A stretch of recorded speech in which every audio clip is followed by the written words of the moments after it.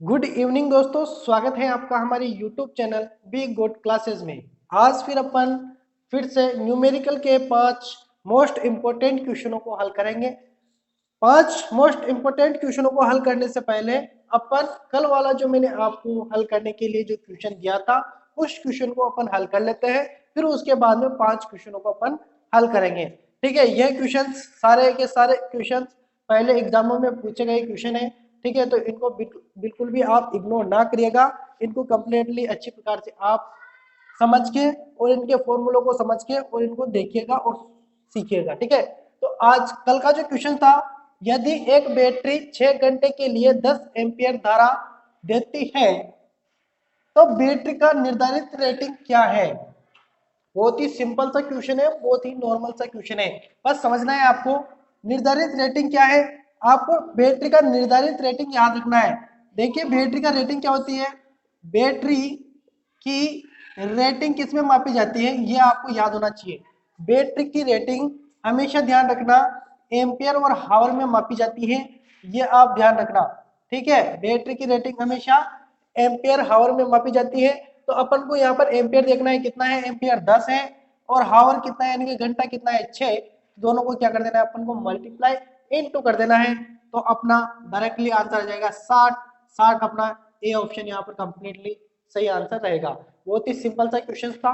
अगला जो क्वेश्चन है जो कि आज का अपना टुडे आज का जो क्वेश्चन है, आज का क्वेश्चन है 2 किलोवाट 200 वोल्ट का डीसी जनरेटर द्वारा भार को दी जाने वाली करंट का मान क्या होगा। देखिए यहाँ पर अपन को करंट का मान निकालना है। यहाँ पर संबंध किस किस का दिया है, एक तो किलोवाट और एक दिया है अपन को वोल्ट। देखिए अपन को वाट तो दिया है 2 किलोवाट, ठीक है, वोल्टेज दी है अपन को 200। ठीक है, अपन को निकालना है आई। तो इसका जो रिलेशन है आपको मैंने पहले भी बताया था, इसका फॉर्मूला है P बराबर वी आई। यह शक्ति का सूत्र है। ठीक है, शक्ति निकालने का सूत्र है V इंटू आई।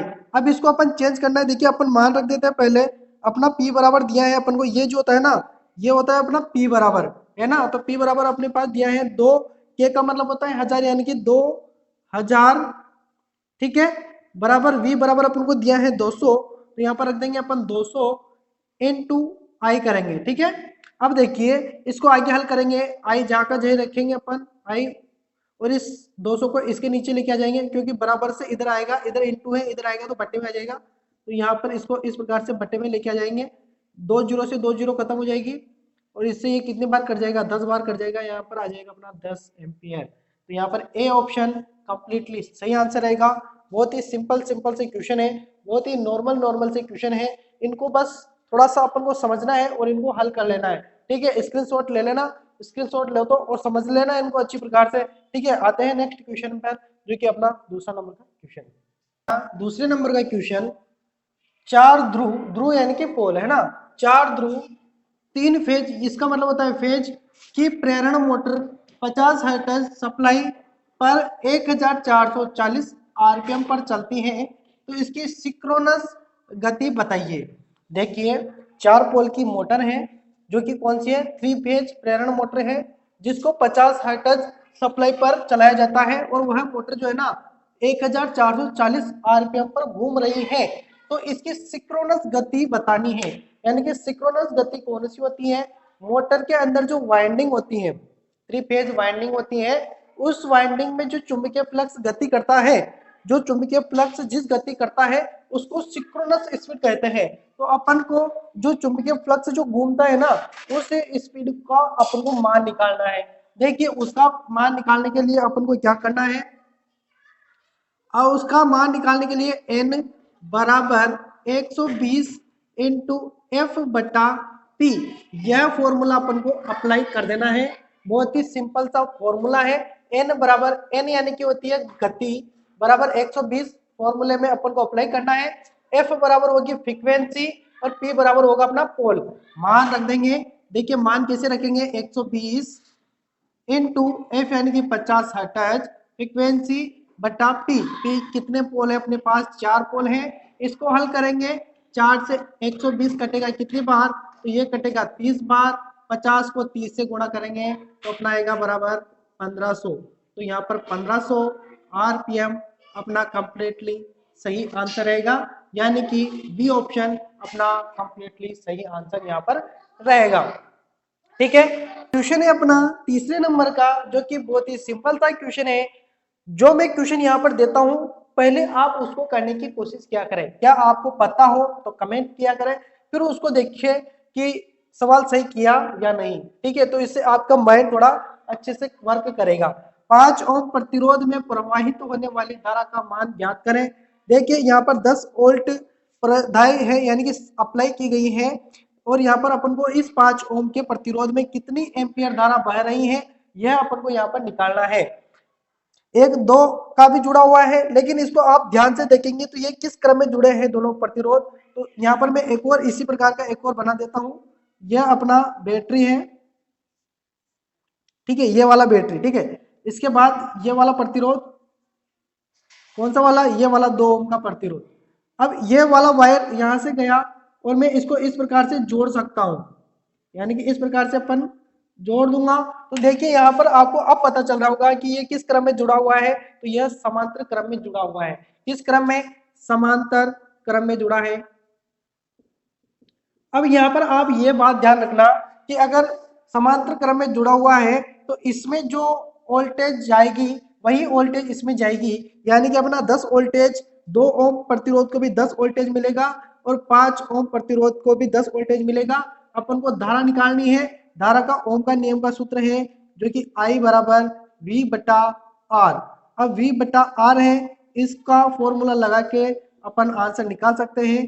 5 यानी कि वोल्टेज बराबर कितना है अपने पास 10 है, तो 10 बटे अपना जो प्रतिरोध है वह कितना है 5 का निकालना है, तो प्रतिरोध है अपना 5।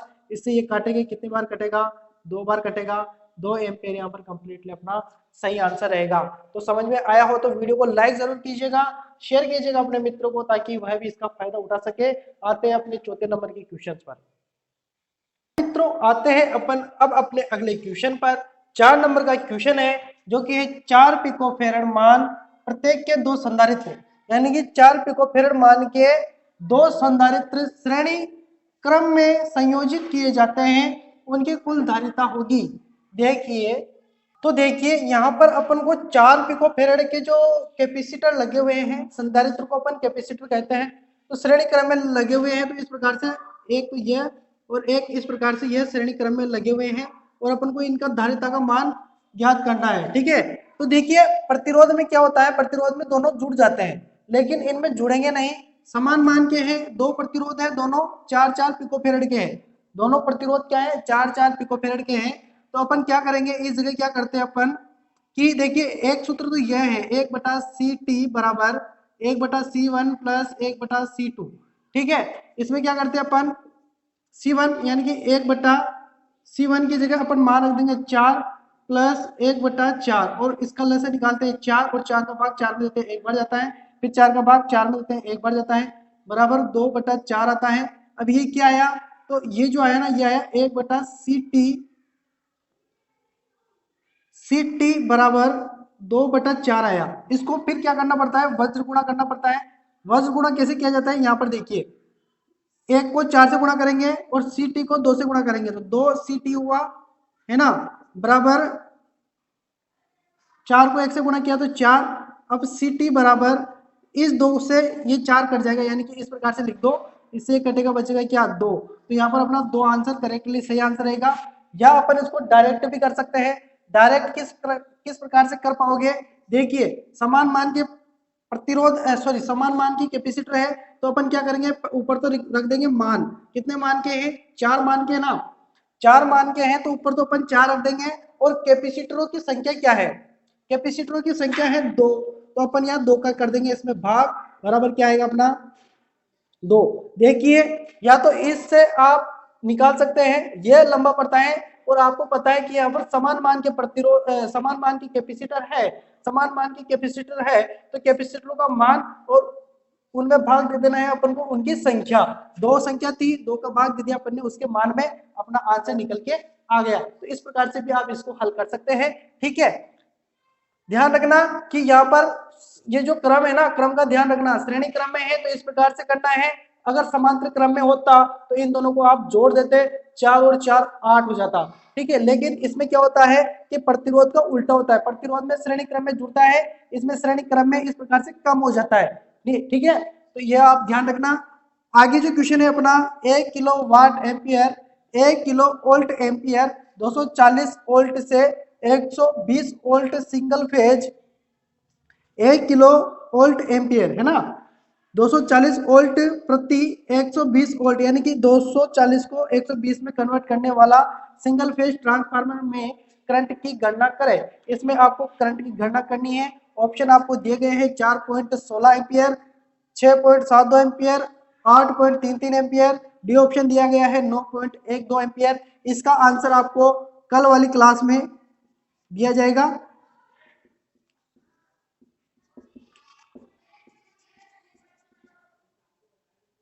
आंसर, ठीक है। तो इसके लिए आपको कल तक इंतजार करना पड़ेगा। अगर आपको इसका आंसर पता है, आपको इस सवाल को आता है, आपको अगर ये सवाल आता है तो इसका आंसर आप कमेंट में जरूर लिखिएगा, ठीक है। जो कमेंट करेगा उसका नाम मैं यहाँ पर लूंगा सबसे पहले आते ही, ठीक है। तो कैसी लगी क्लास, क्लास अच्छी लगी हो तो शेयर कीजिएगा, अपने जो भी ग्रुप हो टेक्निकल से संबंधित तो वहाँ इसको शेयर कीजिएगा, और क्लास पसंद आए तो लाइक कीजिएगा, और चैनल को सब्सक्राइब नहीं किया तो चैनल को सब्सक्राइब कर लीजिएगा। इसी प्रकार के क्वेश्चंस डेली आपको 5 टॉप क्वेश्चंस मिलते रहेंगे, ठीक है। मिलते हैं नेक्स्ट वीडियो में, तब तक के लिए शुक्रिया।